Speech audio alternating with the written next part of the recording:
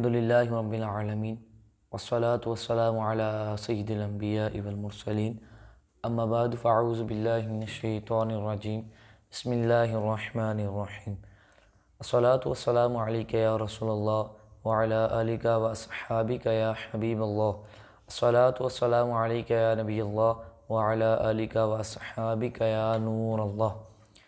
आज मैं आपको एक ऐसा वजीफ़ा बताने जा रहा हूँ कि अगर कोई गरीब ये वजीफ़ा करे तो वो अमीर हो जाए, अगर कोई जो परेशान है वो वही वजीफ़ा करे तो उसकी परेशानी दूर हो जाएगी, अगर कोई तंग दस्त ये वजीफ़ा करे तो उसकी तंगी दूर हो जाएगी।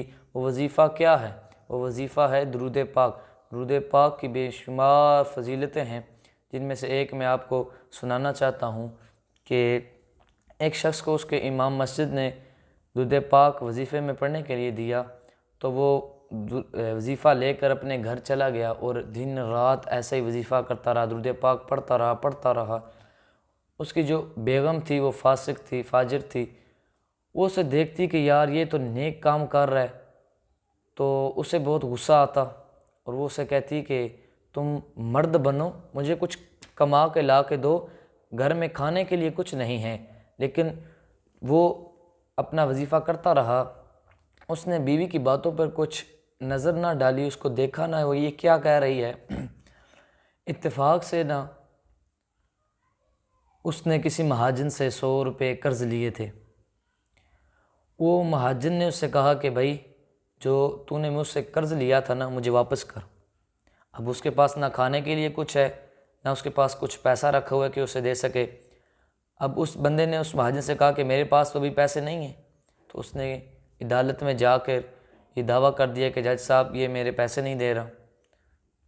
अब जज साहब ने उसे बुलाया और कहने लगे कि तुम इसके पैसे क्यों नहीं दे रहे? तो उस आदमी ने कहा कि मैं इसे दे दूंगा। तो जज साहब ने तारीख दी कि इस तारीख को तुमने इसको पैसे देने हैं। अब जो उसकी बीवी थी उसको और मौका मिल गया उसको तंग करने का। उसकी बीवी ने उसे खूब तंग किया। वो परेशान होकर रात को बैठा हुआ था, अपना विर्द कर रहा था, दुरूद पाक पढ़ रहा था। तो अल्लाह ताला ने उस पर नींद मुसल्लत कर दी। वो सो गया। ख्वाब में देखता क्या है कि एक बुज़ुर्ग आए, उसके पास आए हैं बुज़ुर्ग जिनका चेहरा दूर से चमक रहा है, नूरानी चेहरे वाले बुज़ुर्ग उसके पास आए हैं और उससे कहते हैं कि तुम परेशान ना हो। तो वो शख्स उन बुज़ुर्ग से कहता है कि आप कौन हैं? तो उन बुज़ुर्ग ने कहा कि मैं वो हूँ जिस पर तू दुरूद पाक पढ़ता है। माशाअल्लाह उसको हुज़ूर अकरम सल्लल्लाहु तआला अलैहि वसल्लम की ज़ियारत हुई ख्वाब में। तो फिर हुज़ूर अकरम सल्लल्लाहु तआला अलैहि वसल्लम ने उससे कहा कि तुम परेशान ना हो, तुम्हारा मसला हल हो जाएगा। तुम सुबह जाना वज़ीर आज़म के पास और उससे कहना कि जो तुम वजीफ़ा करते थे ना, जो तुम वजीफ़ा करते थे वो अल्लाह ताला ने कबूल फ़रमा लिया है। तो वो सुबह हुई तो वो बंदा फटे फुटे लिबास में वज़ीर आज़म के घर की तरफ रवाना हो गया। जब वहाँ पहुँचा तो वहाँ सिपाही खड़े हुए थे। सिपाही बाहर खड़े होते हैं ना, ऐसे सिपाही खड़े हुए थे। तो उन्होंने उसे उधर रोक लिया और कहते हैं कि तुम कहाँ जा रहे हो? तो उस बंदे ने कहा कि मैं वज़ीर आज़म से मिलना चाहता हूँ। तो वो इसकी तरफ देखें कि यार ये क्या है, इसने कब लिबास भी नहीं सही पहना हुआ, फटे फुटे कपड़े हैं इसके, ये वज़ीर आज़म से कैसे मिल सकता है? तो उन्होंने सिपाहियों ने उस बंदे से कहा कि तुम यहाँ से चले जाओ, वज़ीर आज़म से मुलाकात नहीं हो सकती तुम्हारी।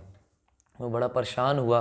जब जाने लगा तो एक सिपाही ने उसे कहा कि तुम ठहरो, मैं वज़ीर आज़म से जाकर पूछता हूँ, अगर वो इजाज़त देते हैं तो मैं उनको कहता हूँ वो तुम्हें बुला लेते हैं। वो अंदर जाता है तो वज़ीर आज़म को सारा माजरा बताता है। तो वज़ीर आज़म कहता है उसे अंदर बुलाओ। जब वज़ीर आज़म उसे कहता है अंदर बुलाओ तो सिपाही उसको बुला के लाता है। तो वो सारा माजरा वो शख्स बताता है जो उसके साथ रात को पेश आया था कि फ़लाँ शख्स मेरी ख्वाब में आए थे, इस तरह नूरानी चेहरे वाले, वो कह रहे थे कि आपका वजीफ़ा कबूल हो गया। सारा माजरा उस वज़ीर आज़म को सुनाया। अब ये जब सारा माजरा सुनाया और फिर कहा कि मुझे इतने पैसों की ज़रूरत है तो इस वजह से मुझे ख्वाब आई, तो उस वज़ीर आज़म ने उस बंदे को 100 रुपये देने की बजाय 200 दे दिए। अब वो पैसे लेकर खुशी खुशी घर आ गया। जब घर आया तो सारे पैसे उसने अपनी बीवी को दे दिए, सारे पैसे बीवी को दे दिए। जब वो तारीख़ आई तो जज ने उसे तलब किया, तो वो पैसे लेकर अदालत में गया, तो वहाँ महाजन भी मौजूद था। तो जब उसने पैसे दिए तो महाजन बड़ा हैरान हुआ कि यार इसके पास तो खाने के लिए भी कुछ नहीं है, ना पैसे हैं, तो इसने कहाँ से इतने पैसे लाए। तो वो जज साहब से शिकायत करता है और कहता है कि जज साहब, इसके पास तो कुछ भी ना था, ये पैसे कहाँ से लाया, मुझे पक्का यकीन है कि ये चोरी करके लाया होगा। तो जज ने उससे पूछा, हाँ भाई बताओ तुम कहाँ से पैसे लाए हो।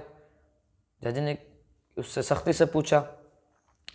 तो उस आदमी ने कहा कि मैं वज़ीर आज़म के पास गया था, उन्होंने मुझे पैसे दिए थे। अब जज ने वज़ीर आज़म को ख़त लिखा कि आपने इसको पैसे दिए। तो वज़ीर आज़म ने ख़त का जवाब में लिखा कि मैंने इसे पैसे दिए हैं और तुम इसकी इज़्ज़त करो, अगर तुम इसकी इज़्ज़त नहीं ना करोगे तो मैं तुम्हें तुम्हारे ओहदे से उतार दूँगा। जब ये ख़त पढ़ा जज ने तो वो तो बड़ा हैरान हुआ और अपनी कुर्सी से नीचे उतर कर उसे अपनी कुर्सी पर बैठा दिया और जो वो पैसे लाया था उसे वापस कर दिए और अपने पैसों में से 100 रुपये उसे महाजन को दिए। महाजन ये माजरा देख कर बड़ा हैरान हुआ और कहने लगा कि यार वो वज़ीर आज़म भी इसके साथ है और ये जज भी इसके साथ है, लगता है खुदा भी इसके साथ होगा। और उसने वो 100 रुपये भी उसे वापस कर दिए।